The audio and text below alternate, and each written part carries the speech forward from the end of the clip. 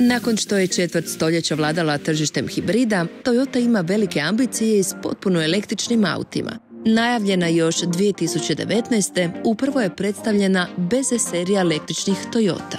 Konkretno, premjerno je predstavljen prvi BZ model 4X. Inače, ovo BZ znači Beyond Zero, odnosno nakon nule, pri čemu se dakako misli na emisiju CO2. A ovo 4X znači da je prvi model kompaktni SUV s opcijom pogona na sve kotače. Naime, BZ4X je napravljen na novoj električnoj platformi koju su zajedno razvijali Toyota i Subaru. Duži je 9 cm od RAV4 i električnog Nissana Arie, ali niži za isto toliko. Ovisno o tome ima li jedan jači motor ili dva slabija, dome će mu biti od 460 do 500 km s punom baterijom, a imaće 204 ili 218 konja.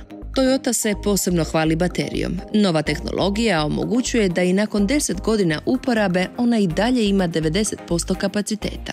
Zato će novi BZ4X imati garanciju na 240.000 km, nakon čega će Toyota preuzeti bateriju i reciklirati je, a kupcima, ako baš žele, instalirati novu. BZ4X je prvi od 7 planiranih BZ auta koje će Toyota predstaviti u sljedećih 15 godina. Odnosno, kad nula emisije CO2 postane obveza, Toyota će biti spremna. Europska premijera BZ4X je 2. prosinca, kad će moći se rezervirati prvi primjerci.